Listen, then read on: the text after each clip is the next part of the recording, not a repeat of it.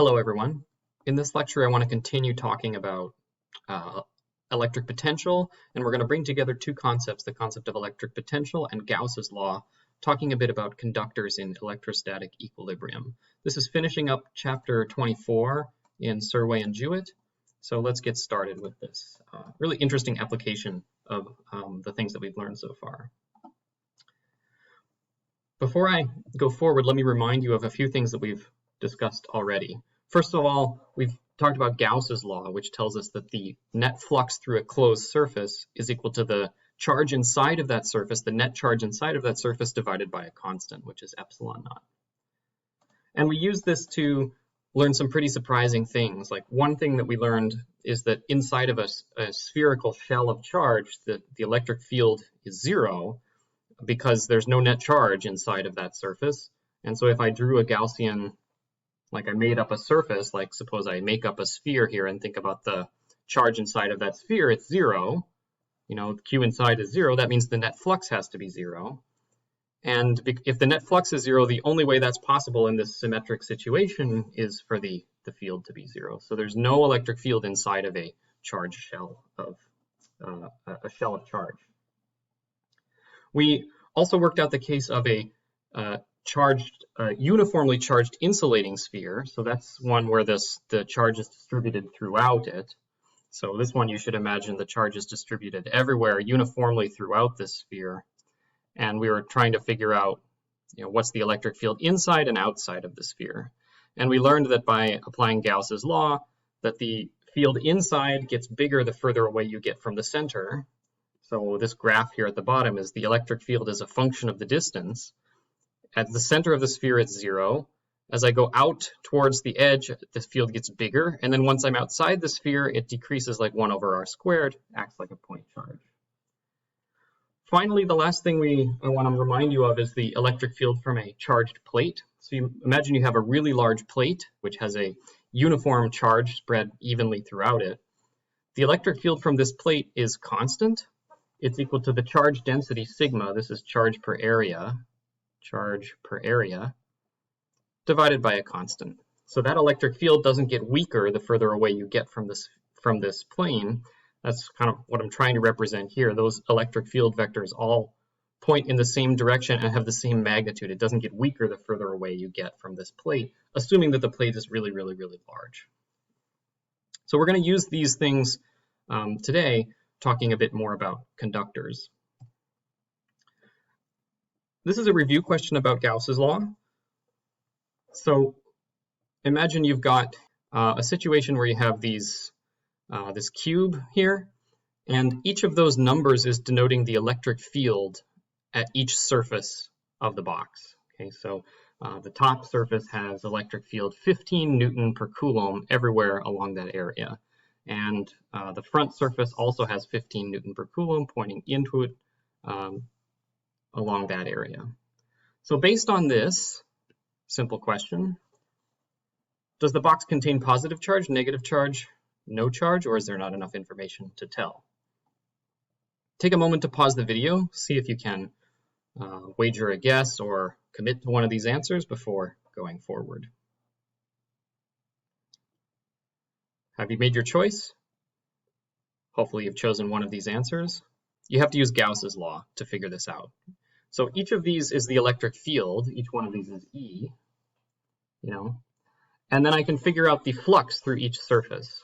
So what is the flux through this surface, let's say, phi E? Well, it's E times A, right? E times A times the cosine of the angle between those two, magnitude E, magnitude A. Okay, E is given, which is 15 Newton per Coulomb. A is, let's just call it L squared. And then in this case, the angle between those two is 180 degrees. Remember, the area vector always points out of the surface. So what I would have here is, let me continue it down here, phi E, this will be through the top surface, will be the magnitude of E, which is 15 Newton per Coulomb.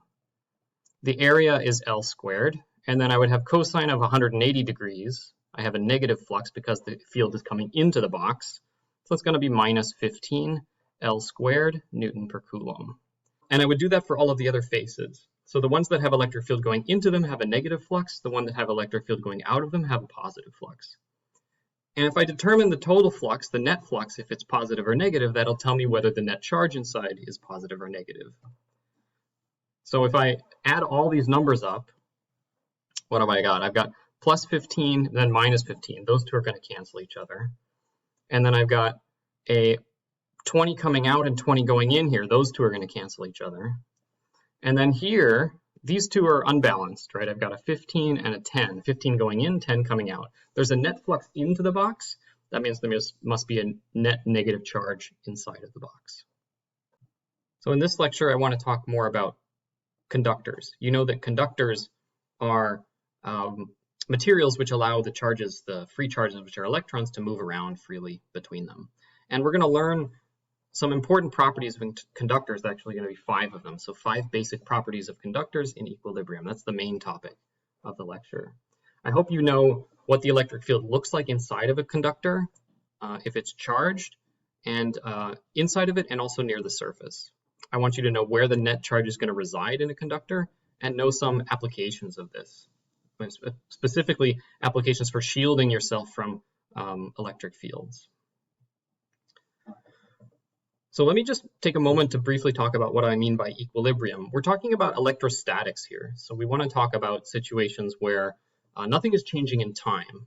So if I make a change to the system, like I suddenly change the electric field or I put some charge onto an object, I want to wait until everything settles down and no longer is changing with time. Okay. Now this is usually going to happen really fast, within like a nanosecond or so. So just have that in mind, that if I make a change to something, I want to wait until it reaches its equilibrium state, so it's no longer changing. That's what we're interested in. That's what we call static, electrostatics.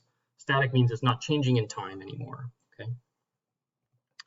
So as an example, suppose you put in a conductor in a uniform electric field. So this blue chunk here is a conductor, and it's got electrons in it, and also it has protons, which I didn't draw, so I'm just drawing the electrons in this case.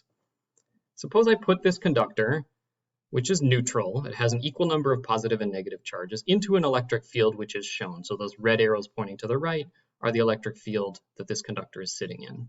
So right when I turn on the field, it will look like this, okay? But now things are going to change in response to that electric field, and I want to know what's going to happen. Maybe you can think, what's going to happen to this electron? So this is an electron here. Which way is it going to go, to the left or to the right? Remember that F equals QE. So the force on the electron is in the opposite direction of the electric field. F equals to QE. Q is negative, so F and E are in opposite directions. Those electrons will move in the opposite direction of the electric field and will go towards the left.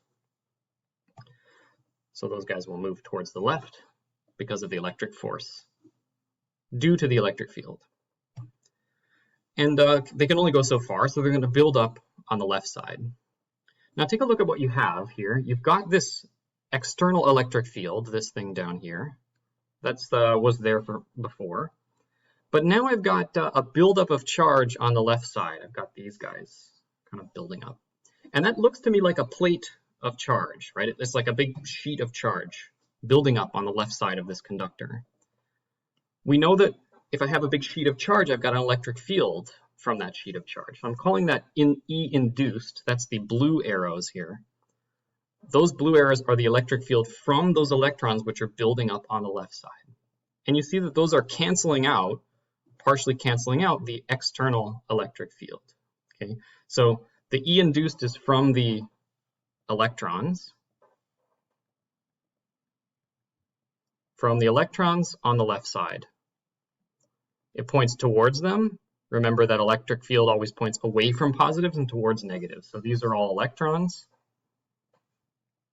Electric field points towards the electrons. Now suppose I'm another electron, I'm sitting out here. What's the electric field that I'm going to experience?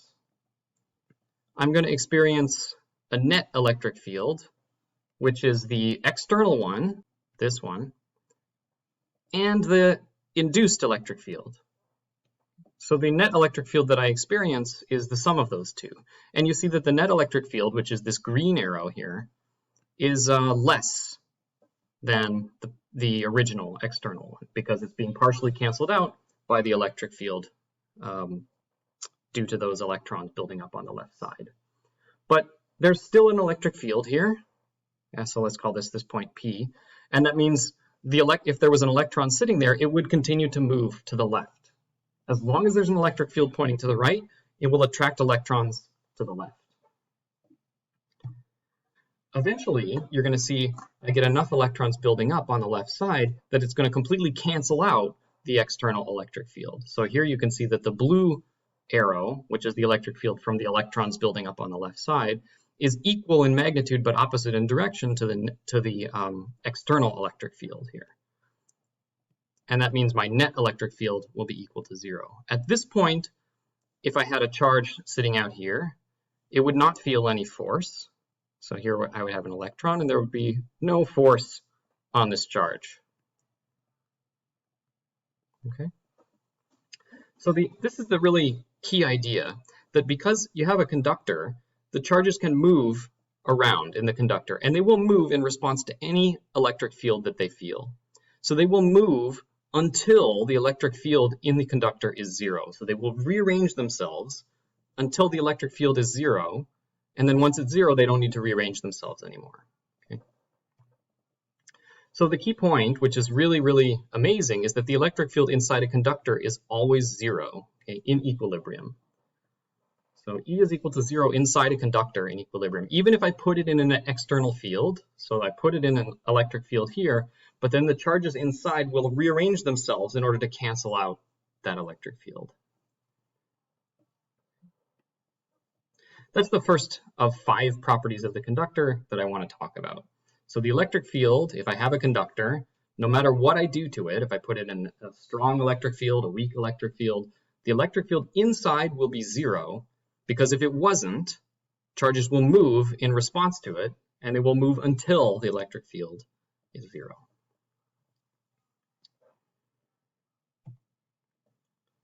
Now let's go a little bit further with this idea. If you believe that the electric field inside a conductor is 0, I want to ask you, like, what's going on with the charges? So where are the charges going to be? And here's a kind of related clicker question. So suppose you had a conducting object, like a piece of metal, and let's suppose I put a bunch of charge. I took some electrons from somewhere and just put it onto this conductor.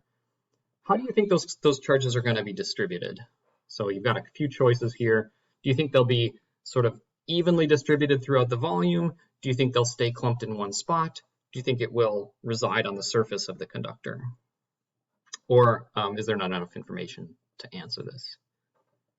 Go ahead and pause the video and see if you can reason out which one you think is correct here. So hopefully you've made your choice now.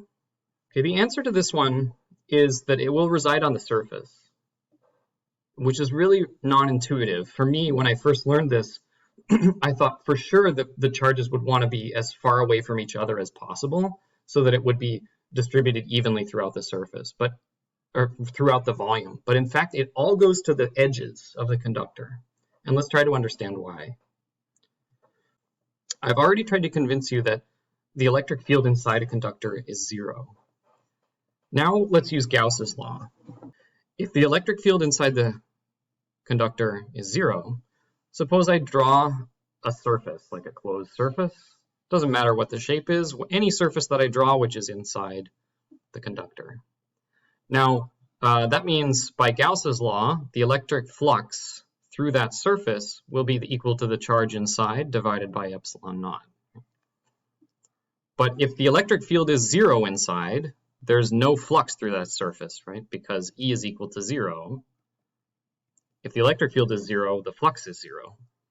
And if the flux is 0, that means the charge inside is 0. And that means that there's no net charge inside any surface which I draw, which is inside the conductor. Okay, kind of amazing. Electric field is 0 inside of the conductor, and the only way that's possible by Gauss's law is that there's no net charge inside of the conductor. So where's all the charge? It's on the surface. So E is 0 inside, no charge inside the conductor, no net charge. It's all going to sit around the edges of the conductor. So that's the second important property of conductors here, that any net charge that you add to the conductor is going to reside on its surface. So if I charge up a metal sphere, all of the charge is going to go around the surface and not be distributed inside. That's what's being shown here. I see all of the charges here are lining up around the edges of the conductor, and there's no charges inside, right, in the volume there. And the electric field inside is equal to 0. Basically, this situation is the same as this shell.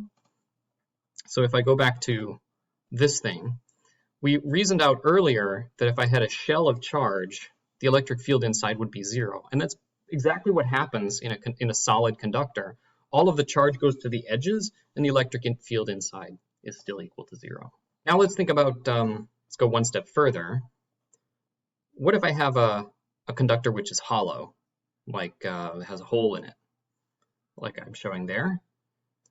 What's the net charge on the inner surface outlined in red? Do you think it's positive, negative, 0, or impossible to say? This conductor has a positive charge Q on it, okay? So assume that it's a piece of metal which has a hole in the middle, and I put a positive charge Q into this conductor. Where's it going to go? Do you think it's going to go to the inner surface or to the outer surface, or is it impossible to say? So what's the net charge on the inner surface? Pause the video, see if you can come up with your answer.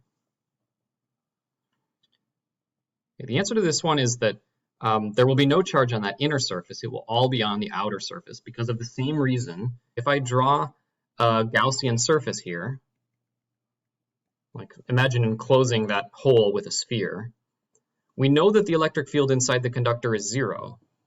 So that means that the sphere that I drew has no net flux through it. And if there's no net flux through it, there's no net charge inside. Okay? So there's got to be no net charge inside the conductor, and all of that positive charge will be out, again, on the outer surface. So that's really amazing. Basically, if you have a hollow conductor, it acts the same as a solid conductor. This has really important applications for electrostatic shielding. For example, suppose you're in a region of space which has a really strong electric field like this, but you want to shield yourself from that electric field. All you have to do is put yourself inside of a conductor, because once I put myself inside of a conductor, like which is shown here, the charges are going to rearrange themselves so that they cancel out the electric field which is applied. Okay? And that is true whether the conductor is solid or hollow. That was the purpose of this previous clicker question, that even if it's hollow, all of the net electric charge will sit on the outside surface there. So if I'm inside of this box here, imagine you're living here, you're feeling great, you feel fine, you don't notice any weirdness of the electric field from the outside because the conductor is shielding you from that electric field. Here's some fun applications to this. This is called a Faraday cage. So you can see that this is a picture shown from an electricity museum. There's a person inside of that cage. It's called a Faraday cage. And there's this really, really strong generator nearby, which is sparking and creating this lightning bolt to strike this cage. But the person inside is fine because all of the charge that comes from that lightning bolt will just be distributed on the outside of the conductor and won't affect the person at all. So the person is totally fine. Same thing is true if you're in an airplane which gets struck by lightning. You're going to be okay. All of that charge from that lightning bolt will just get distributed on the outside of the airplane, and you won't have any problems. Now let's go one step further, make it a little more complicated. What if I put a charge inside of the cavity? So now I've got metal here, which is neutral, and I have a positive charge inside of the hollow cavity. What's going to happen? What's going to be the net charge on the interior surface, which is in red there, in this situation? Is it going to be positive, negative, 0, or impossible to say? Pause the video, try to think about it, and again, think about Gauss's law. So suppose I drew a Gaussian surface like this, enclose that with a Gaussian surface, which you make up in your mind. What's it going to tell you about the net flux and the net charge inside of that? Hopefully you've chosen one of these answers now. In this case, it's not 0, okay?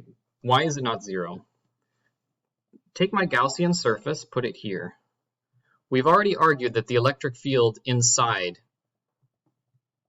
of the metal is zero. We know that the electric field is zero inside the metal.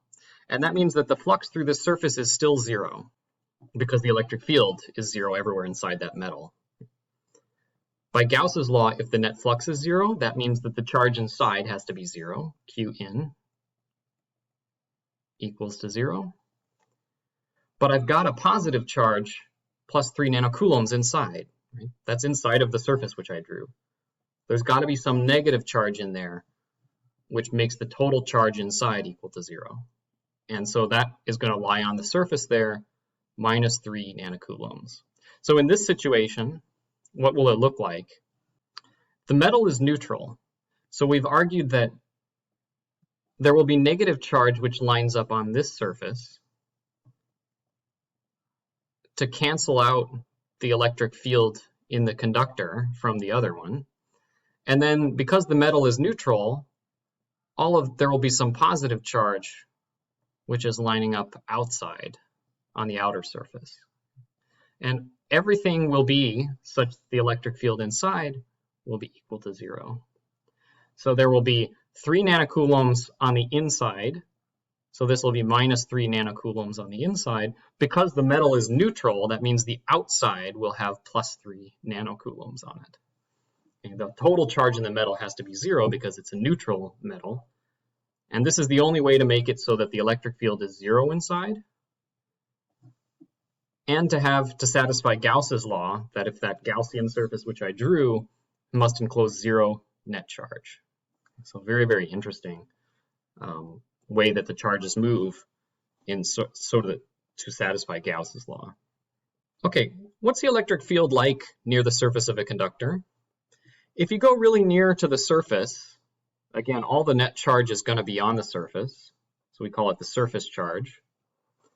I mean, basically the idea here is if you go really close to the surface, it looks to you like a plane, like a sheet of charge. And the idea is that if you go out into the prairies here and you look around, it looks to you like the Earth is flat because you're really close to the surface of the Earth, right? You can't notice the actual curvature of the Earth because you're close enough to the surface.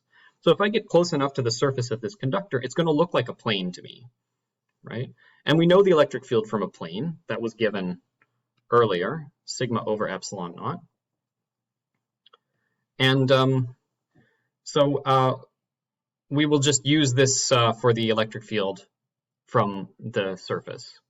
So very near the surface of a conductor, the electric field is sigma over epsilon naught. Sigma is the charge density, Q over the area, charge per area. Okay. If you're really astute, you're noticing that there's a difference between the formula for the infinite plane and this one. The infinite plane had a 2 here, whereas the conductor only has a 1. That's a tricky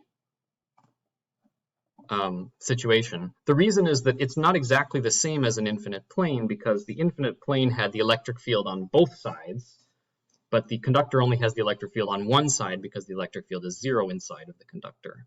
So that's the reason, that's the ultimate origin for the factor of 2, that when I apply Gauss's law to this cylinder, I get half the flux that I had before. Okay. That's a subtle point. Now let's think about electric potential. Remember that electric field is related to the derivative of the electric potential, dV dr, with a minus sign. If the electric field is 0, that means that the derivative dV dr is equal to 0, which means that the potential doesn't change. V is a constant inside of a conductor. So the voltage or the electric potential inside of a conductor is going to be constant because the electric field is equal to 0. What this means physically is that, because E is equal to 0 inside, if I took a charge here, let's call it plus Q, and I move it to the other side like this, here, it's not going to take any work to do that because there's no electric field inside. So I can move that charge around no problem. There's no electric field, there's no work that I have to do. It's easy, right? And that's another way of saying that I'm not going uphill or downhill if I go from one side to the other. And another way of saying that is the surface of the conductor is an equipotential. So it doesn't take any work to move a charge around inside of the conductor. You've got these graphs here which are showing the electric field as a function of r. So this is E as a function of r inside of this sphere, this conducting sphere which is shown there. Inside the electric field is 0. That's what we've talked about several times. Outside, now once I'm outside, I can use Gauss's law and it looks like a point charge, so kq over r squared here. And what does the electric field look like? What does the electric potential look like? Inside the electric potential is constant, outside it looks like a point charge, kq over r. And you can tell that the derivative of this here is this. So the derivative of a constant is equal to 0, and the derivative of 1 over r gives me 1 over r squared. Now let's talk about how exactly does the charge spread out if I have like a weirdly shaped conductor. And I'm going to do this with a very simple setup. So let's suppose I've got two conductors, which are spheres, with different radii. So one has R1, one has R2. Now suppose I touch these spheres and they're connected by this wire here. So this is a metal wire. So it's all one conductor, right? Everything is connected. Suppose I touch this object and I add some charge Q to it. So I add a total charge, capital Q, to the conductor. Now how is it going to spread out between the two? We know that it's going to line up on the surface, but how much is going to line up out here? So some of it is going to line up here, right, on this surface. And then some of it's going to line up here, but how is it distributed? That's the question we want to answer. Okay. How does the charge distribute through the spheres? And let's, just to make our life easier, let's assume that these two spheres are really, really far apart. So you can see I put here very far. I want to ignore the electric field from the sphere, from one sphere on the other. So let's assume they're really, really far apart so that I can ignore that complication. What happens? There's two conditions, right? Let's say that there's charge Q1, which is distributed on this one, some charge, and then there's some charge Q2, which is distributed on this one, and I want to find out which one is bigger, etc. Right? So I know for sure that the total charge, if I put a total charge Q on this, it's got a Q1 plus Q2 has to add up to the total charge. I can't create or destroy charge. So if I added a total charge capital Q, then the charge on the sphere 1 plus the charge on sphere 2 has to add up to Q, capital Q. And finally, we also have the condition that the surface is an equipotential. So in other words, the potential at point P1 here, really close to the surface, is going to be equal to the potential at point P2. But right near the surface, it looks like a point charge. So that's like KQ over R1. That's the potential at P1 here. This is potential at point P1. And this here is the potential at point P2, because I'm outside of a sphere of charge, and it looks like a point charge in that situation. KQ over R1 equals KQ over R2. The surface of the whole large conductor is an equipotential, so that means the potential at P1 is equal to the potential at P2. Using the formula for the potential for point charges, KQ1 over R1 is KQ2 over R2. So I'm assuming that I know capital Q, this I know, and I know the radii, R1 and R2. I'm trying to find Q1 and Q2. I've got two equations. I've got this equation, and I've got this equation.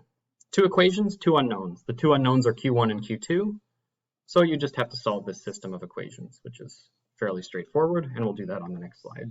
So these are the two equations up at the top here. Here's equation 1 and here's equation 2. So what I did is I substituted in, you can cancel out these k's, because there's one on each side. Q2 is R2 over R1 times Q1. And then I substitute that in to the first equation, and I get this. Q1 plus R2 over R1 is equal to the capital Q. And then just do a little bit of simplification. The next two steps here are just simplifying. Well, this one is simplifying for Q1, and then I can go back and figure out Q2 once I've figured that out. So I get those two formulas here are the way that the charges are distributed on the surfaces of these two spheres, which are connected by a long wire.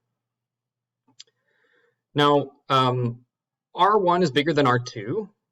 So which one is bigger, Q1 or Q2? You can see they look the same, except for one has R1 on the top and one has R2 on the top. So Q1 is bigger. There's more charge on the bigger sphere. But how much more? It depends on the size.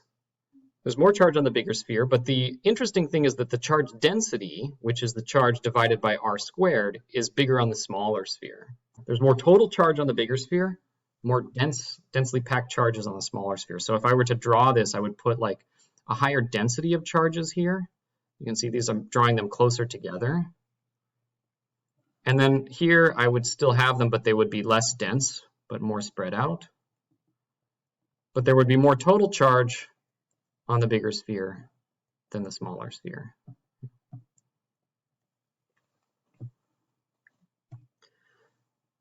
So the last two properties of conductors that I want to mention is that one I just argued to you that the charge density is highest where the curvature is smallest if you have a conductor.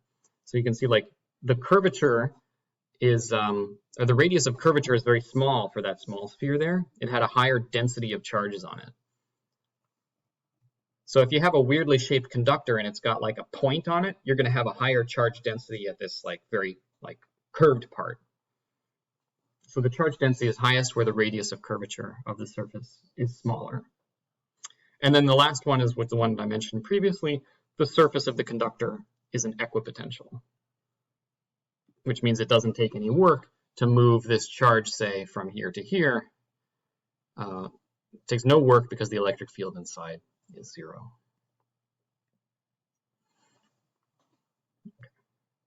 So those are the 5 properties of conductors in equilibrium. I'd like you to remember those. Electric field is zero inside. That was where we started. And then from that, we used Gauss's law to determine that there's all the charges on the surface. Because the electric field is inside is zero, it means the surface is also an equipotential. And then we use those facts in this last example to show that there's going to be a higher charge density where the radius of curvature is smaller. I'm going to stop there, so let me just summarize. Basically what we did here is we used 2 things. We used the fact that inside a conductor the charges can move around, and they will move in order to cancel out any electric field that they're feeling. Once we use that, once we know the electric field inside a conductor is zero, we can use Gauss's law to learn that all of the charge is on the surface. And that means that the surface is an equipotential because the electric field is zero inside. You combine all these rules together, you can get some pretty interesting problems. For example, this one, where you can try to determine where is this charge on the surface of a conductor if you have a hole inside and you have some charge inside the hole. These are the kind of trickiest problems that show up from this kind of reasoning. And there's a nice problem from Survey, which is in example 24.8. It says a nice problem involving shells of charge, kind of similar to the one I did in that clicker question. I would ask you to take a look at that example as good practice using these rules. So thanks for your attention. This is going to end our discussion of chapter 24, and we will start something new when we come together in class. Bye for now. I hope you found this video useful. See you all soon.